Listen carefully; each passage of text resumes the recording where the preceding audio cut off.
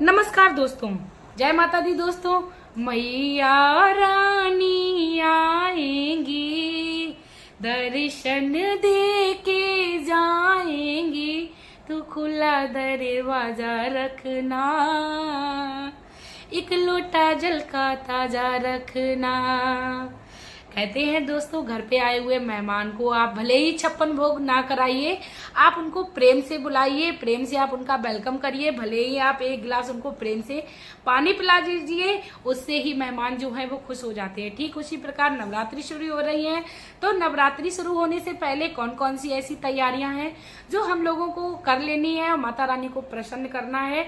इसके साथ दोस्तों मैं आप लोगों को बता दूं, आज मैं वीडियो में ये भी बताऊंगी कि नवरात्रि के एक दिन पहले सूर्य ग्रहण है, तो महिलाओं को किस दिन अपने बाल धोने चाहिए। और इसके साथ ही मैं आप लोगों से ये भी साझा करना चाहूंगी कि आपके घर में जो माता रानी की प्रतिमा है या मूर्ति है, उनके सिर का जो मुख है वो कैसा होना चाहिए, माता रानी की प्रतिमा जो है वो कैसी होनी चाहिए। इसी से संबंधित आज मैं काफी सारी इंपॉर्टेंट बात अपनी वीडियो में करने वाली हूँ। तो दोस्तों आप लोग वीडियो के एंड तक बने रहिए। यदि आप लोग माता रानी की परम कृपा पाना चाहते हो तो आप लोग वीडियो को बिल्कुल भी स्किप ना करें। दोस्तों वीडियो को शुरू करने से पहले मैं मेरे आराध्य श्री लक्ष्मी नारायण को मैं कोटि कोटि प्रणाम करती हूँ, मैं उनको कोटि कोटि नमस्कार करती हूँ। दोस्तों नवरात्रि का जो त्योहार है वो हिंदू धर्म शास्त्रों में बहुत ही ज्यादा पावन बताया गया है और पावन होता भी है। इसमें माता जागृत अवस्था में होती हैं और अपने हर भक्तों को, अपने हर बच्चों को दर्शन देने आती हैं और उन पर कृपा लुटाती हैं। दोस्तों इसी के साथ सबसे पहले जो लोगों का प्रश्न रहता है वो ये रहता है कि उनके घर में जो माता की मूर्ति है या फोटो है वो किस तरीके की होनी चाहिए, उनके सिर का जो मुख है वो कैसा होना चाहिए। दोस्तों जब भी आप अपने घर में माता रानी की मूर्ति लाए, कई लोग हर बार माता रानी की मूर्ति की स्थापना करते हैं और उसके बाद विसर्जन कर देते हैं। तब ऐसे में मूर्ति को लाते समय व्यक्ति को ये ध्यान रखना चाहिए कि माता रानी के जिस शेर का जो मुख है वो खुला हुआ नहीं होना चाहिए। दोस्तों खुला हुआ जो शेर का मुख होता है वह हिंसक रूप में होता है, इसीलिए माता रानी का जो शेर का मुख होता है वो हमेशा ही बंद होना चाहिए। इसके साथ ही मैं बता दूं, जब माता रानी की आप मूर्ति ले तो आपको ये लगे कि माता रानी जो है वो मुस्कुरा रही हैं और आप पर अपना प्यार लुटा रही हैं। ऐसे यदि आप अपने घर में प्रतिमा लाते हैं तो आपको बहुत ही ज्यादा सुख का अनुभव होता है जब माता की आप प्रतिमा को देखते हैं और माता आप पर कृपा लुटा रही होती हैं। इसके साथ ही दोस्तों अब मैं बता दूं, कई लोग ये कहेंगे कि मेरे घर में पहले से ही मूर्ति है तो आप उसको चाहे तो विसर्जित कर दीजिए, या पीतल की मूर्ति है तो ये करना संभव नहीं है, तो आप शेर के मुंह पे आप टेपिंग कर दीजिए। उससे क्या होता है, नकारात्मक जो प्रभाव है वो नहीं पड़ेगा। इसके साथ ही अब मैं आप लोगों को बता दूं, नवरात्रि के दिनों में कई सारे लोगों का ये भी प्रश्न आ रहा है कि नवरात्रि के दिनों में एक दिन पहले जो है वो अमावस है और उस दिन सूर्य ग्रहण पड़ रहा है, क्या महिलाओं को बाल जो हैं वो कौन से दिन धुलने चाहिए। दोस्तों मैं आप लोगों को बता दूं, महिलाओं को जो बाल हैं वो परवा के ही दिन धुलने हैं, यानी माता रानी के जो नवरात्रि स्टार्ट हो रहे हैं उसके मतलब उसी दिन आप बाल को धुल लीजिए, क्योंकि अमावस को किसी भी सुहागन स्त्री को बालों को नहीं धोना चाहिए। अमावस के दिन महिलाएं अपनी चोटी बाल बना सकती हैं, सिंदूर लगा सकती हैं, लेकिन कभी अपने बालों को नहीं धुलना चाहिए, क्योंकि ऐसा करना वर्जित बताया गया है।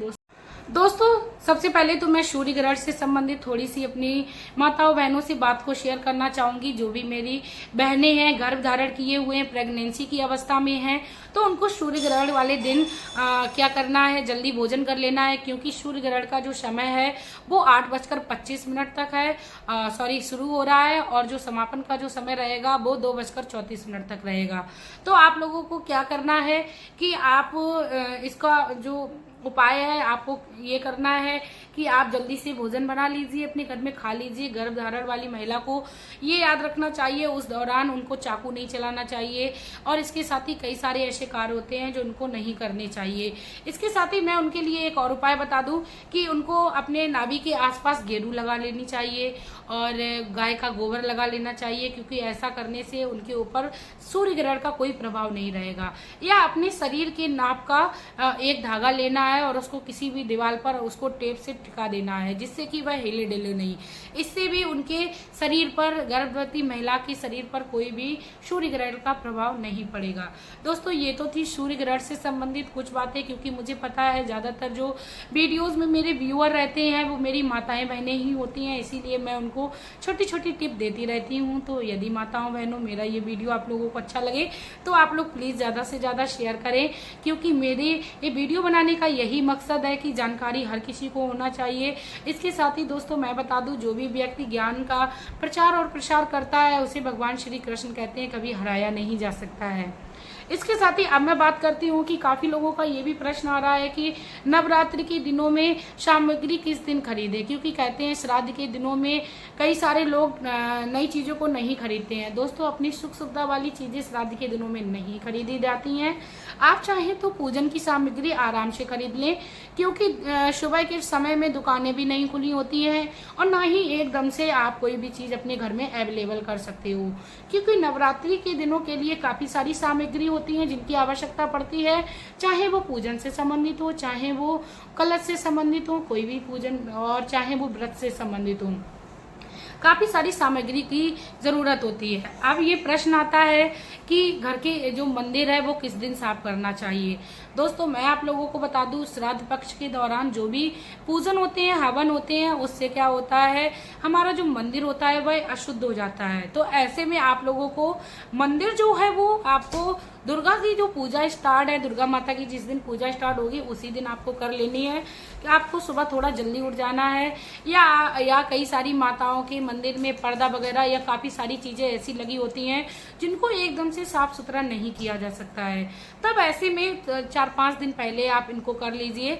लेकिन इसके साथ आपको ये याद रखना है कि आपको नवरात्रि के पहले दिन ही अपने मंदिर को गंगा जल से स्वच्छ कर लेना है, और सभी देवी देवताओं को तो आपको अवश्य ही नवरात्रि के पहले दिन स्नान कराना है, फोटो साफ करनी है और आसन उनको उसी दिन लगाना है, क्योंकि एक दिन पहले सूर्य ग्रहण पड़ रहा है। और दोस्तों मैं आप लोगों को बता दूं, सूर्य ग्रहण का वैसे तो ज्यादा प्रभाव इंडिया में नहीं रहेगा, अपने भारतवर्ष में नहीं रहेगा, लेकिन दोस्तों फिर भी छोटे छोटे जो उपचार हैं वो व्यक्ति को अपने जीवन में कर लेने चाहिए। कहते हैं रिस्क नहीं लेना चाहिए।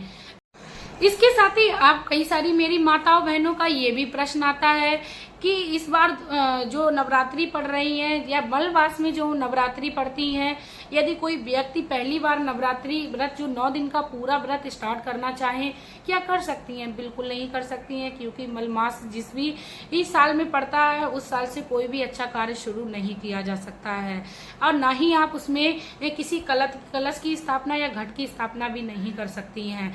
इसके साथ ही कई सारी मेरी माताओं बहनों का ये भी प्रश्न रहता है, क्या नवरात्रि के दिनों में वो 9 दिन पूजा ना करें, कलश की स्थापना कर सकती हैं? पूजा पाठ नॉर्मल जैसे ही करते हैं वैसे ही कर सकते हैं, बिल्कुल कर सकती है। लेकिन मेरी बहनों आपको ये याद रखना है कि आप लोग जब भी घट की स्थापना करें तो आपको वहां पर अखंड ज्योति जो है वो अवश्य जलानी है।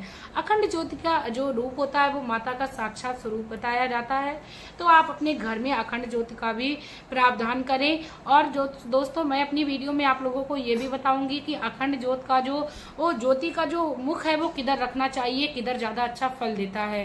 दोस्तों मैं आप लोगों के लिए ये भी वीडियो लेके आऊंगी, तो आप लोग मेरे चैनल पर विजिट करते रहिए, और मैं काफी सारी जानकारी से संबंधित वीडियो लाती रहती हूँ, तो आप लोग मेरे चैनल पर आते रहिए और अपना प्यार देते रहिए, क्योंकि आपके प्यार और सपोर्ट की ही वजह से मैं काफी सारी वीडियोस लाती रहती हूँ। इसके साथ ही दोस्तों मैं बता दूं, नवरात्रि के दिनों में हमें बड़ा ही अपना मन प्रसन्न रखना चाहिए। माता के लिए जो श्रद्धा भावना है उसको और भी बढ़ा लेना चाहिए, क्योंकि माता उस घर का वास कभी नहीं छोड़ती है जहाँ पर उनको प्रेम और स्नेह से बुलाया जाता है। जबरदस्ती किसी को अपने घर में नहीं रोका जा सकता है, इसीलिए आपको माता रानी से प्रेम और स्नेह की जरूरत है। तो आप प्रेम और स्नेह माता से करिए, और अपने बच्चों से भी यही कहिए कि माता को बहुत ही मन से दयाइए। कहते हैं बच्चों को छोटे से ही आप शिक्षा दें, प्रभु भजन में रखें। भगवान कहते हैं माता पिता के ही गुण बच्चों में आते हैं, तो आप अपने बच्चों को अवश्य प्रभु के लिए अग्रसर करें, क्योंकि भगवान की शरण में रहने से किसी प्रकार का दुख या कष्ट व्यक्ति के जीवन में नहीं आता है। नवरात्रि के दिनों में आप खुश रहिए, मस्त रहिए और अपने शरीर को रोग मुक्त रखिए, अपने आप को ज्यादा अच्छा से अच्छा रखिए। दोस्तों, यदि आपके शरीर में सामर्थ्य नहीं है तो आप 9 दिन का व्रत बिल्कुल नहीं करिए, लेकिन आप माँ को बिल्कुल नहीं भूलिए। आप पूरे 9 दिन उनको पूजन विधि नॉर्मल जैसे करते हैं आप करते रहिए, साथ में ही आप माता को मनाते रहिए। माँ ये नहीं कहती है कि मेरे बच्चे को शरीर में किसी प्रकार का कष्ट हो, तकलीफ हो, क्योंकि माँ को ये बिल्कुल भी अच्छा नहीं लगेगा। इसीलिए आपके शरीर में जिस प्रकार सामर्थ्य हो, क्षमता हो, आप उसी के अनुसार काम करिए, लेकिन आप अपने दिल में पूर्ण श्रद्धा भक्ति भाव को जगाते रहिए। इसी के साथ दोस्तों, अब मैं आप लोगों को वीडियो में लेना चाहूंगी विदा। इस आपका प्यार और कीमती समय देने के लिए धन्यवाद।